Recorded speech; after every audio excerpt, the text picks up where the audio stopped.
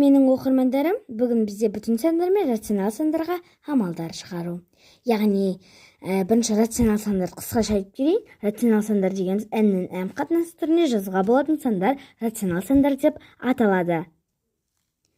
Сіздер бұны мектепте отыр деген ойдамын. Ал енді 260-шы есептен бастап шығарайық. Мен анама бірінші лайктарыңызды болсын, комментарий жазып, және өз пікірлеріңізді жазып, достарыңызбен бөлісіп, мені қарауды сұраңыздар.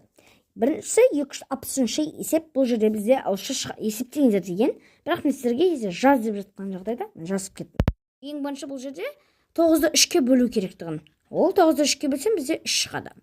Одан кейін сол 3-ті біз 3-тен 2-ке көбейтуіміз керекпіз. Ол 2 шығады, яғни 3 пен 3 қысқарып кетеді. Және одан 2 азайту 1,5-тен 3 болу керек. Ол 5-тен 2 болады. 5-тен 2-ні потом 2-ке бөлу керек, но ол 0,2. 0,12 қосылған 0,8 тең 1. Осылай қысқаша есебін айтып кеттім. Енді 261-ші есеп. Бұл жерде бізде бүтін сандар мен жазындар, яғни бірінші команда ойыншыларын қарсыластарын қақпасына 3 топ соқты. Яғни 3 топ соқса, плюс болады, яғни 5 топ соққан болады, яғни гол болып саналады. Келесі, ал өз қақпаларынан бір допты өткізіп алды, яғни ол ұстай алмады қақпадағы адам, сонда бір допты өткізіп алды, ол минус 1 доп болады. Ал екінші команда ойыншыларын өз қақпаларынан 3 допты өткізіп алса, ал қақпасына, басқа қарсыластардың қақпасына 2 доп соқты, яғни минус 3 допты өткізіп алды, ал плюс 2 допты уже соқты, яғни гол болып саналды деген. Сіздер көшіріп жазып ала беріңіздер. Мен оған дейін 262-нің берілгенін оқи берейін, достар. 262-ші есепте координаталық түзуде берілген сандардың арасындағы бүтін сандарды жазыңдар. 2-15-ші суретте бейнеленген дейді. 2-15-ші суретте бізде берілген координаталық түзу берілген, е? Сол жерде бізде қақ ортасына 0-ді белгіленген, е? Енді бізде оны бүйтіп сызбай-ақ жай ғана сыз салсақ болады. Яғни, мынаны координаталық сызықтың астында деп ойлаңыздар.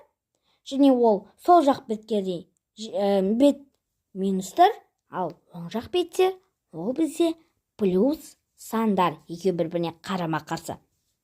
Осыны ұғып алыңыздар. Сол жақта всегда бізде минустар, ал оң жақта всегда, яғни әрқашанда плюстар болады.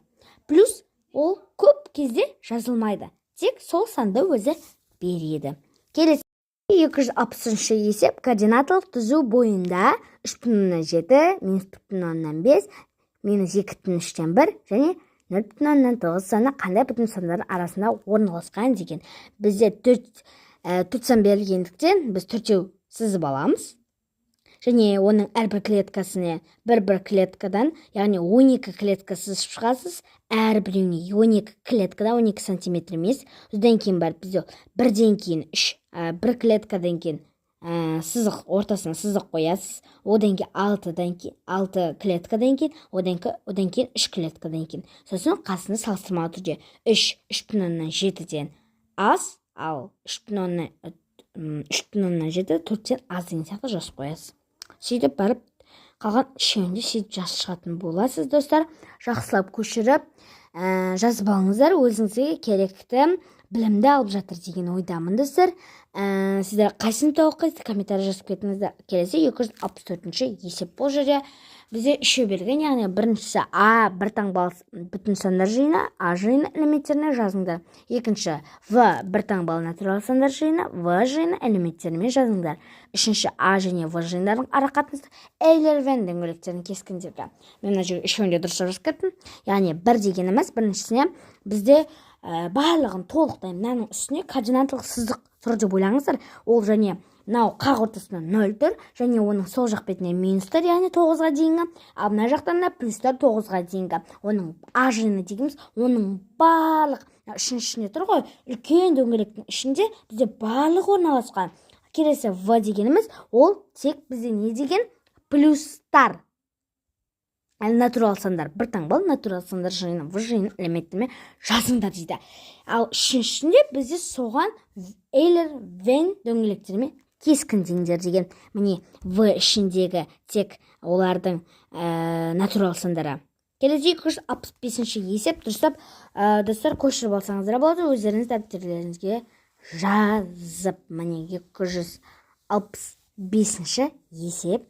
Бізде бұл жақта тура тұжырымдарды теріп жазыңдар деген. Бұл жақта барлығы дұрыс емес, тек теріп жаза саласыздар. Яғни бұл жерде біріншісі дұрыс, үшіншісі дұрыс, бесіншісі дұрыс, алтыншысы дұрыс, және сегізіншісі дұрыс. Бұл жерде бізде екінші, және төртінші, және жетінші номерлерде берілгендерді олар қате, яғни қалғандары тура тұжырым емес достар. Осылар жазып алсаңыздар болады. 265-ші есеп. Достар, сіздерге барлығы түсінікті болып жатыр деген ойдамын. Бір жерін түсінбесеңіздер, комментарияға мына жерді түсінбедім деп жазып кетіңіздер. Мен барлығын дұрыс түсіндіріп жатырмын деген ойдамын. Келесі 266-шы есеп. Бұл жерде ауаның температурасын бүтін сандармен жазыңдар деген. Яғни біріншісі күндіз ауаның температурасы 3 градус жылы, ал түнде 4 градус суық болды дейді. Ал екіншісінде ауаның температурасы таңертең 2 градус 0-ден төмен, ал түсте 5 градус 0-ден жоғары деген. Бұл бізде білесіздер плюс минус сандар. Яғни біріншісі күндіз плюс 3 градус жылы, түнде минус 4 градус суық. Таңертең минус 2 градус суық, яғни төмен, түнде плюс 5 градус жылыны көрсетіп тұр екен. Достар, барлығы түсінікті деген ойдамын. Бұл В тапсырмаларына біз келіп қалған болатымыз. Уже 266-шы есептен бастап В тапсырмалары болып табылады. Достар, сіздер стопқа қойып жазып алсаңыздар болады. Келесі 267-ші есеп өте оңай. Бұл жерде бізде минус 30, 5, минус 3-тен 1, 9, минус 27, 13, минус 9, 4, минус 0,2, 0, 27, минус 13 рационал сандарынан біріншісі бүтін оң сандары, екіншісі бүтін теріс сандарды бөліп жазыңдар деген. Өте оңай. Осы берілгеннің барлығынан бізде тек бүтін сандар деген. Яғни бізде бөлшек демеген бүтін сандарды. Біріншісіне барлық бүтін сандарды минусы жоқ. 5, 9, 13, 4, 27. Екіншісінде минусы бар. Минус 30, минус 27, минус 9, минус 3. Ал мынау минус 3-тен 2, минус 3-тен 1 дегендеріміз, олар бізде уже бөлшек сандар болып кетеді. Яғни мынау 0,2 дегендеріміздің барлығы бөлшек сандар болып кетеді. Көршіп алсаңыздар болады. Келесі 268-ші есепте бізде 6, минус 0,8, минус 3-тен 2, 0, 2,7, минус 3,6-тан 1, және минус 8,5, 14, минус 2 сандарын теріс немесе сандарды, теріс емес сандарды бір жолға, оң емес сандарды екінші жолға жазыңдар деген 268. Біріншісі бізге айтты ғой бағанаға, теріс емес бір жолға, ал оң емес сандарды екінші жолға жазып. Мен міне жазып шықтым. Достар, жазып алсаңыздар болады.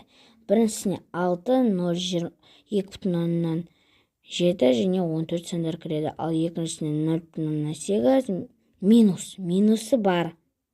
Минусы бар сандардың барлық бірге көшіріп алсаңыздар болады, стопқа қойып. Келесі 269-ші есепте бізде берілген бұл 69-ші есебе берілген рационал сандарды n-нен мұндағы m бүтін сан, n натурал сан қатынас түрінде жазыңдар. 6, 4,8, 2,3-тен 1, 1, 0, минус 8, минус 7,5-тен 1, минус 9, 9,3-тен 2.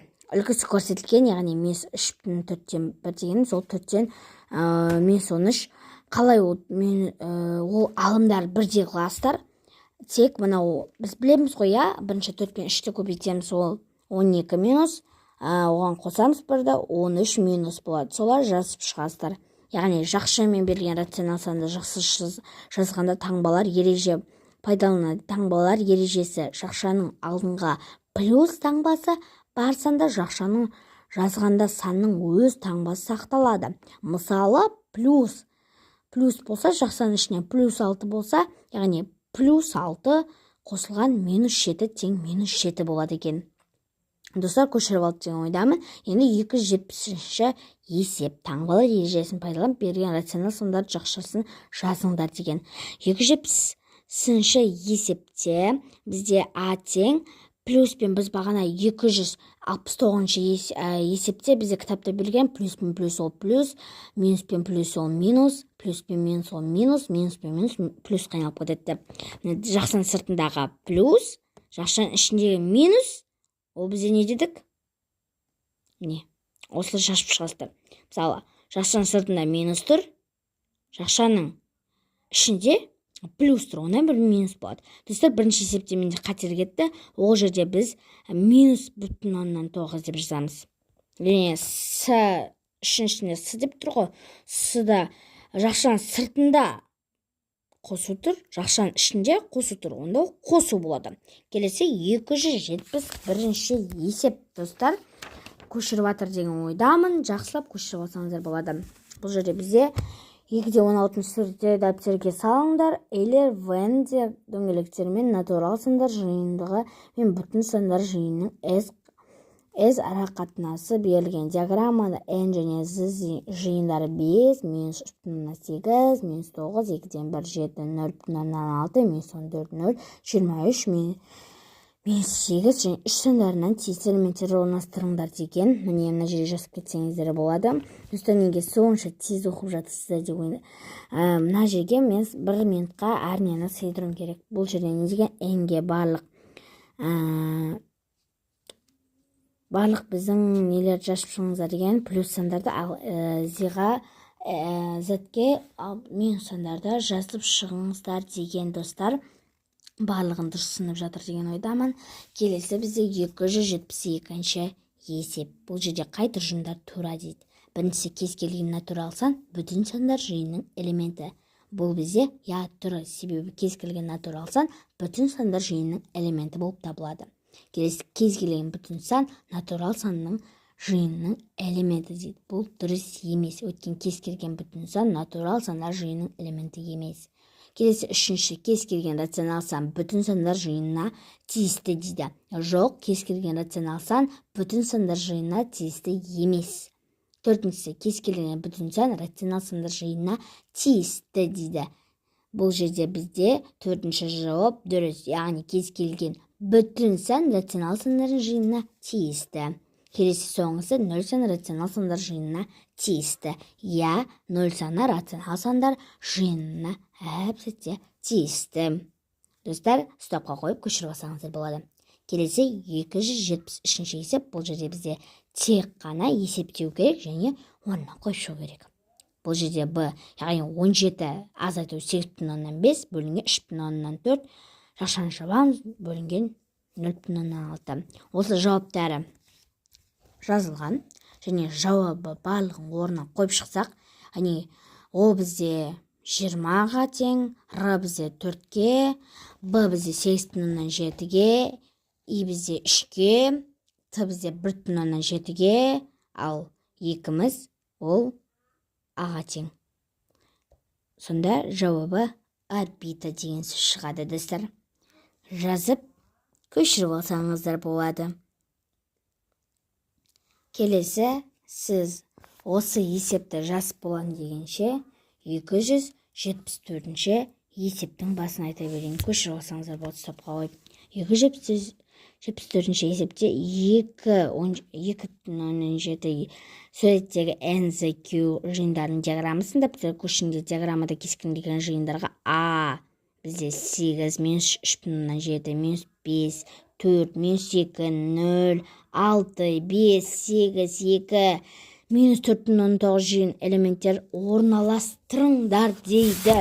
Мен жерде сызып қойдым және барлығын әр жерге істеп қойдым. Достар, мына жерде ең ішкі 8, 4, 2, 6 деген жерге мен жазбай кеттім. Ол жерге N деп қойыңыздар, екіншісіне Z деп қойыңыздар, ал соңғы қоршалып тұрған, барлығын қоршап тұрған дөңгелекті бізде Curve деп алыңыздар. Curve.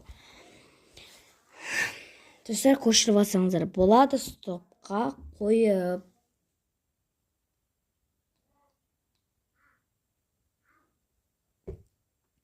Келесі бізде 275-ші есепке көшейік. Өте оңай. Бізде бос ондарды, яғни мынандай тоқтырып берілген, сол тиісті санмен толықтырып рационал сандарды алымы бүтін сан бөлімі натурал сан болатын бөлшектерінде жазыңдар дейді. Достар, бізге осы жерде -3,2-ден 1, ол 2-ден -7. Яғни айттым бағана 3-пен 2-ні көбейтсең, 2 көбейтілген -3 ол бізде -6, және оған қосасың тағы -7. Солай жазып шығасыздар 6-ында. Достар, видео ұнап жатыр деген ойдамын. Лүпі басып, комментарий жазып, өз пікіріңізді комментарий жазып кетуді ұмытпаңыздар. Достар, мен активні көтер жүрек. Сіздерге одан самай тоғабоқа түсіре бергенше, осында сіздерге керекті нәрселерді түсірейін деп шештім. Сіздер қазіргі таңда осы керек болып жатыр деп ойдам. Мен сіздер қатты жақсы көремін. Келесі кездескенше сау болыңыздар.